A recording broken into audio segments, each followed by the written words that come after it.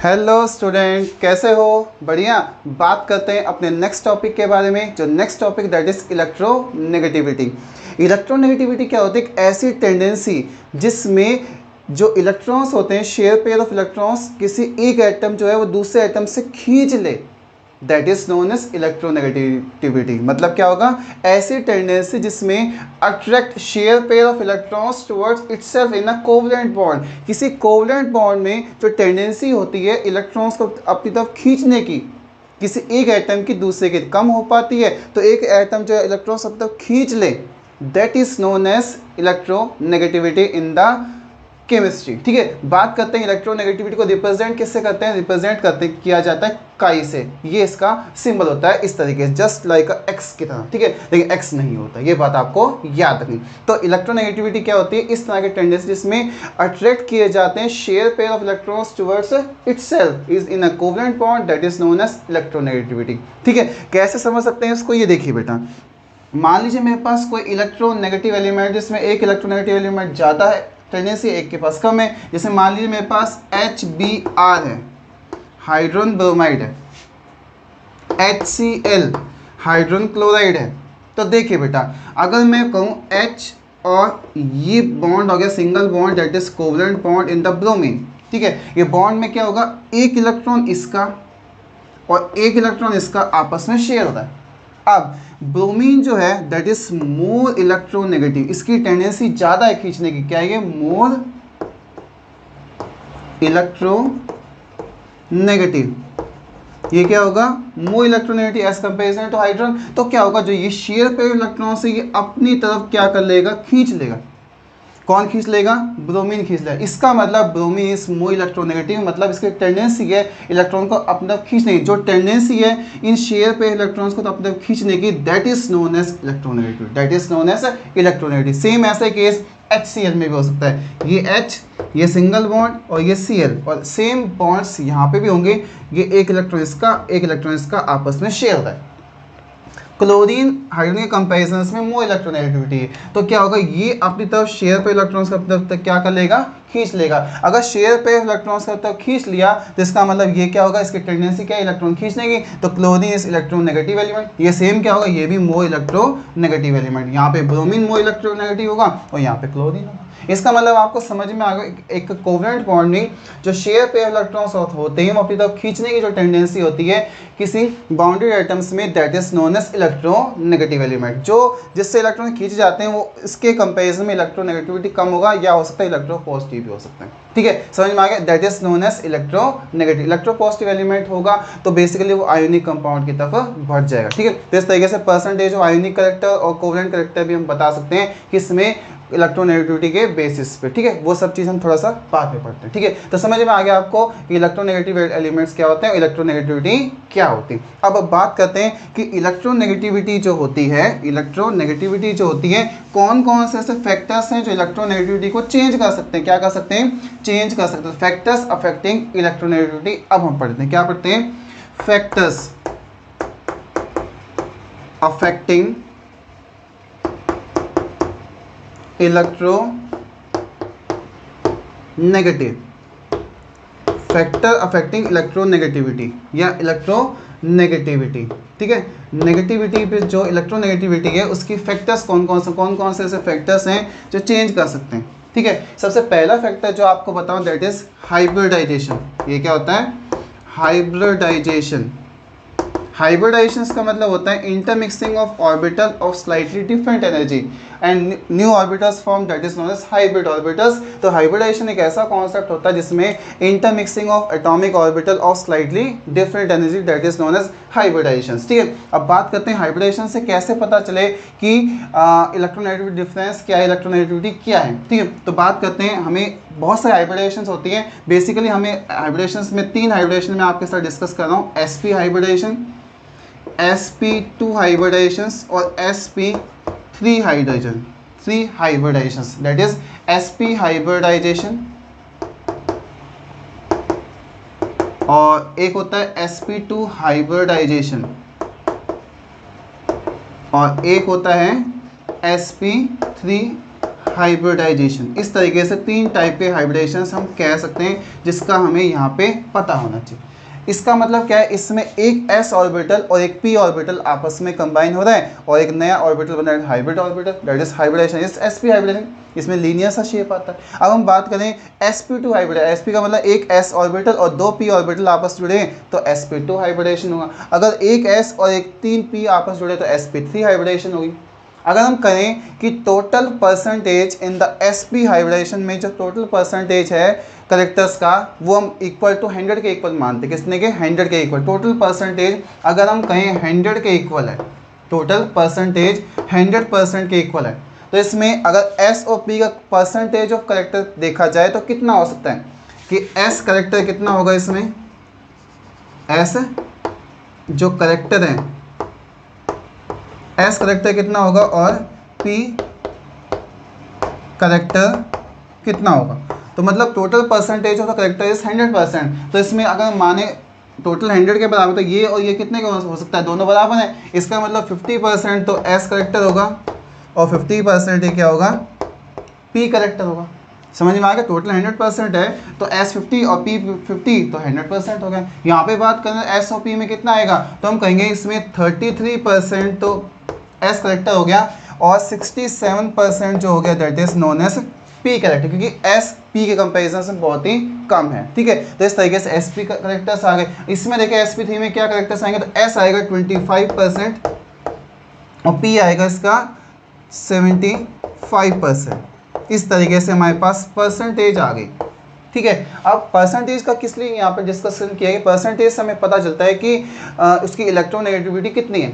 अगर जितना percentage of s character जितना परसेंटेज में, भाई s करेक्टर जो है जितना ही कम है और जितना ही ज़्यादा, जैसे आप बात करें sp में परसेंटेज ऑफ s करेक्टर सबसे कम है और sp3 में सबसे कम है और sp में सबसे ज़्यादा है परसेंटेज ऑफ s करेक्टर। और जितना ज़्यादा परसेंटेज ऑफ s करेक्टर होता है, जितना ज़्यादा परसेंटेज ऑफ s करेक्टर होता है, वो उतना ही ज़्यादा उसका क्या होता है? हाइब्रिडाइजेशन ज़्यादा होगी। ठीक है, या फिर ऐसा उसकी इलेक्ट्रोनेगेटिविटी उतनी ही ज़्यादा। तो सीधी सी बात है, परसेंटेज ऑफ s करेक्टर ज़्यादा तो उसकी जो इलेक्ट्रोनेगेटिविटी है वो उतनी ही ज़्यादा होगी। ठीक है, तो s करेक्टर इसमें सबसे ज़्यादा है तो सबसे ज़्यादा इलेक्ट्रोनेगेटिविटी किसकी आएगी? sp की, उसके बाद sp2 की और सबसे कम आएगी sp3 की। इस तरीके से हम समझ सकते हैं कि हाइब्रिडाइजेशन से हमें बता सकते हैं परसेंटेज ऑफ s करेक्टर जितना ज़्यादा वो उतना ही ज़्यादा क्या होगा? इलेक्ट्रोनेगेटिव एलिमेंट होगा। वो क्या होगा? उतना ही ज़्यादा इलेक्ट्रोनेगेटिव। इसका मतलब sp हाइब्रिडाइजेशन जिसमें होगी वो उतना ज़्यादा इलेक्ट्रोनेगेटिविटी ज़्यादा होगी और जिसमें sp3 हाइब्रिडाइजेशन उसमें इलेक्ट्रोनेगेटिविटी उतनी ही कम होगी। तो percentage of s character represent the hybridation, ये हाइब्रिडेशन में हम यूज करते हैं और that is equal to electronegativity of the element. तो percentage of s character represent the electronegativity of the element. ठीक है, तो जितना ज़्यादा s करेक्टर होगा उतना ही ज़्यादा वो एलिमेंट क्या होगा? इलेक्ट्रोनेगेटिव एलिमेंट हो। क्या होगा? उतना ही ज़्यादा इलेक्ट्रोनेगेटिव एलिमेंट हो। ये बात आपको क्या रखनी है? याद रखनी। याद रहेगी, परसेंटेज ऑफ s करेक्टर जितना ज़्यादा होगा इतना ही ज़्यादा वो क्या होगा? इलेक्ट्रोनेगेटिव हो। तो फैक्टर्स जो है दैट इज हाइब्रिडाइजेशन उस पर इफेक्ट करता है इलेक्ट्रोनेगेटिविटी पे। ठीक है, पहला फैक्टर समझ में आ गया। दूसरा factor that is known as oxidation energy. Oxidation state हम कहते हैं बेसिकली। ऑक्सीडेशन स्टेट किसके बारे में बात करेंगे? ऑक्सीडेशन स्टेट के बारे में। किसके बारे में बात करेंगे? दूसरा फैक्टर है oxidation.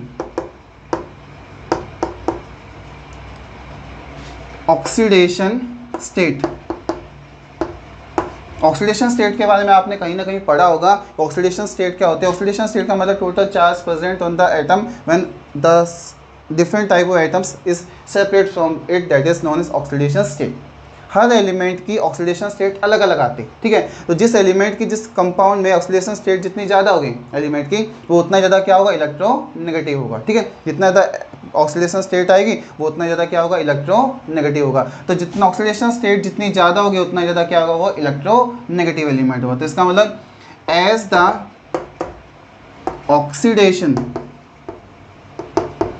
State increases, as the oxidation state increases, the electronegativity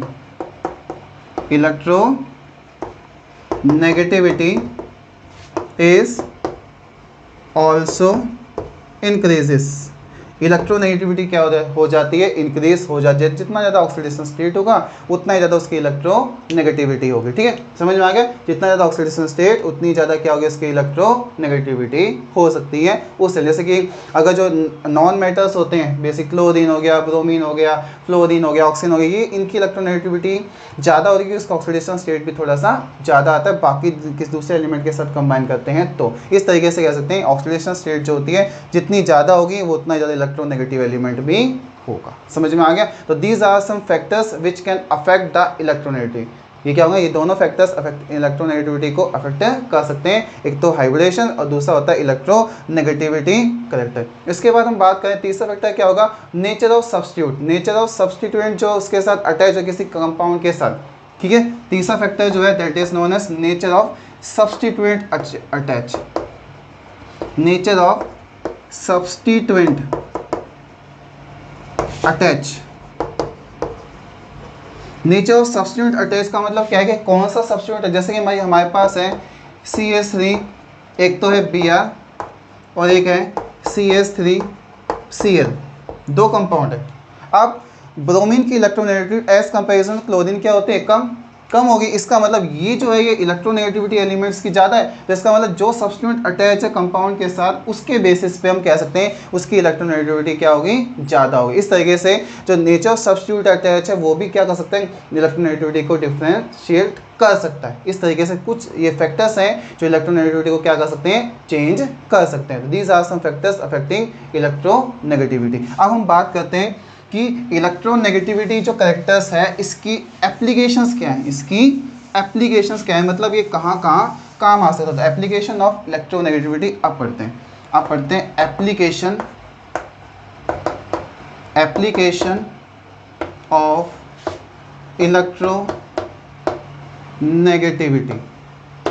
electronegativity के एप्लीकेशंस मतलब ये कहाँ काम आ सकता है। तो पहला एप्लीकेशन है metallic and non metallic character. Metallic and non metallic character को आइडेंटिफाई करने के लिए हम बता सकते हैं कि इलेक्ट्रोनेगेटिविटी कैसे हेल्पफुल करता है। ठीक है, तो आपको पता है कि जो नॉन मेटल्स होते हैं they are consider as a electronegative, इनके पास टेंडेंसी होती है इलेक्ट्रॉन को अब तक खींचने की। तो नॉन मेटल्स जो होते हैं, non metals have more tendency to attract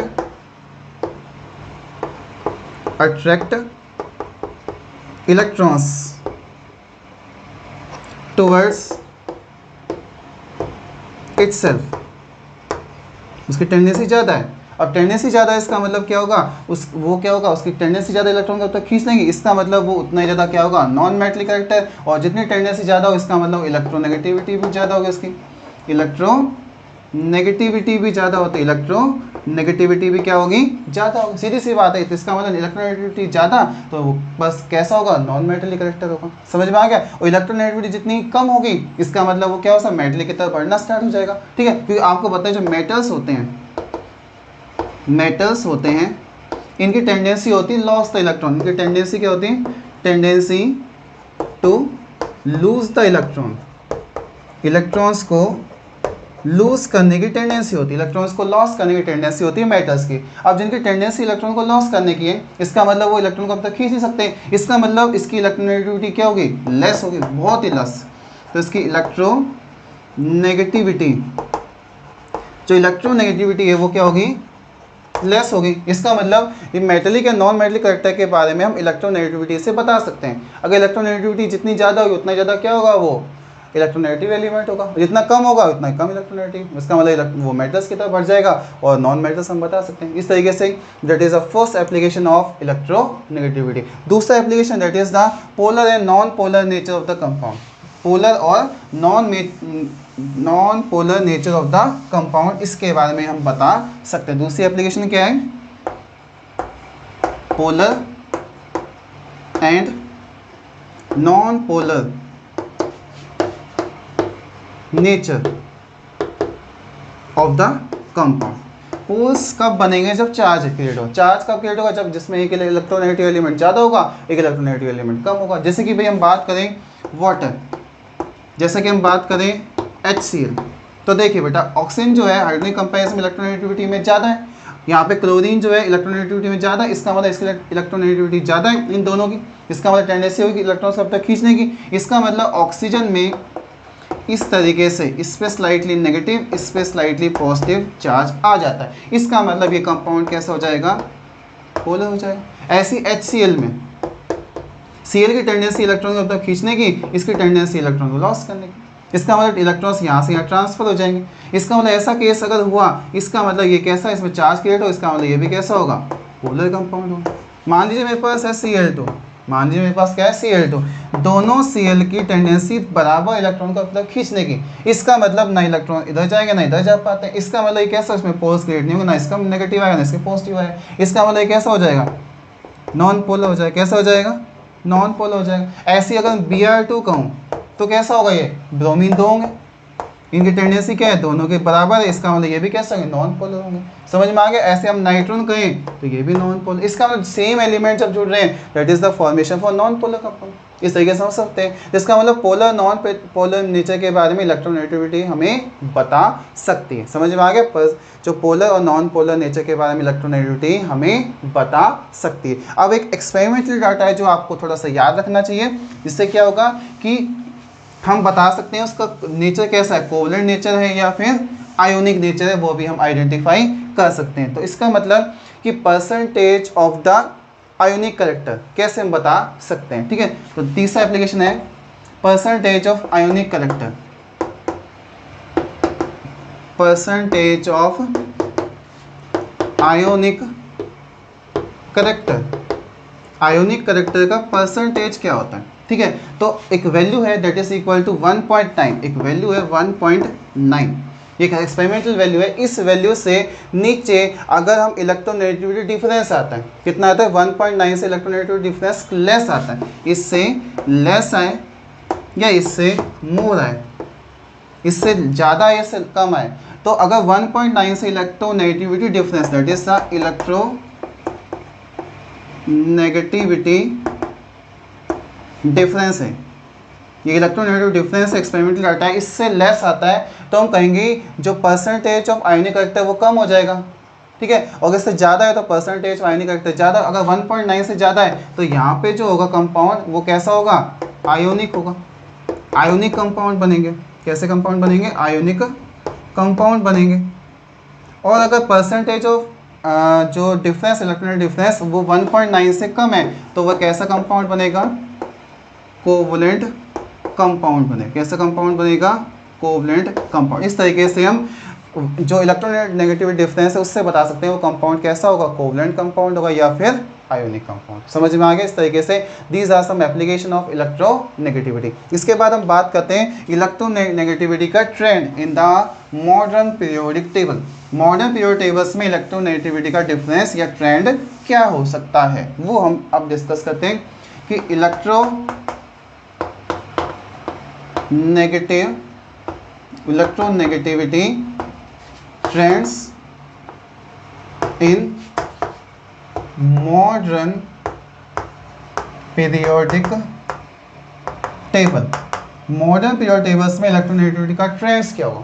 आपको पता है पीरियड्स में ग्रुप्स होते हैं और पीरियड्स होते हैं। क्या होते हैं? ग्रुप्स और पीरियड्स होते हैं। टॉप टू बॉटम हम बात करें तो ग्रुप की बात होती है और लेफ्ट से राइट बात करें तो किसकी बात होती है? पीरियड्स की बात होती है। ठीक है, जैसे हम कहें कि lithium, beryllium, boron, carbon, nitrogen, oxygen, fluorine और नियोन, ये पीरियड के कुछ एलिमेंट्स, सेकंड पीरियड के एलिमेंट्स है। और मैं यहाँ से beryllium, magnesium, calcium, strontium, barium, radium, ये मैं एक ग्रुप के एलिमेंट के सेकंड ग्रुप के एलिमेंट की बात कर रहा हूँ। ठीक है, तो अगर हम टॉप से बॉटम की तरफ चलते हैं तो एटॉमिक साइज इंक्रीज होता है। एटॉमिक साइज क्या होगा? इंक्रीज होता है। ठीक है, और जो इलेक्ट्रोनेगेटिविटी करेक्टर होता है वो क्या हो जाता है? डिक्रीज हो जाता है। इलेक्ट्रोनेगेटिविटी करेक्टर क्या हो जाता है? डिक्रीज। जैसे जैसे एटॉमिक साइज बढ़ता है जो इलेक्ट्रोनेगेटिव कैरेक्टर है, इलेक्ट्रोनेगेटिव जो कैरेक्टर है वो क्या हो जाता है?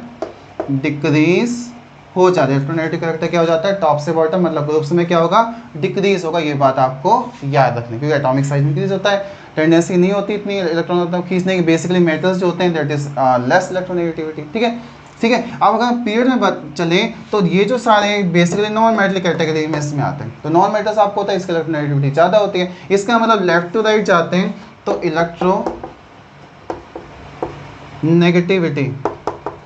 इलेक्ट्रोनेगेटिविटी जो होती है वो क्या हो जाती है, इंक्रीज हो जाती है। वो क्या हो जाती है, इंक्रीज हो। इस तरीके से हम कह सकते हैं पीरियड्स में इलेक्ट्रोनेगेटिविटी इंक्रीज होगी और ग्रुप में इलेक्ट्रोनेगेटिविटी डिक्रीज होती है। That is the trends in the modern periodic table. तो आपको समझ में आया इलेक्ट्रोनेगेटिविटी क्या होती है, कौन कौन से फैक्टर्स होते हैं, कौन कौन से एप्लीकेशंस होती हैं और कैसे हम इसको पीरियोडिक टेबल्स में आइडेंटिफाई कर सकते हैं, किसकी इलेक्ट्रोनेगेटिविटी ज़्यादा, किसकी इलेक्ट्रोनेगेटिविटी कम। इस तरीके से हमें एक कॉन्सेप्ट भी बहुत अच्छे से समझ में आ गया होगा, सभी को आ गया होगा। अब हम आगे चलते हैं और नेक्स्ट टॉपिक की तरफ चलेंगे, लेकिन उससे पहले हम इस टॉपिक को क्या कर देते हैं, कवर अप कर देते हैं। ये टॉपिक आप सभी को समझ में आ गया होगा। ठीक है, तो यहाँ पे आगे टॉपिक क्या हो गया, कंप्लीट हो गया। Thank you.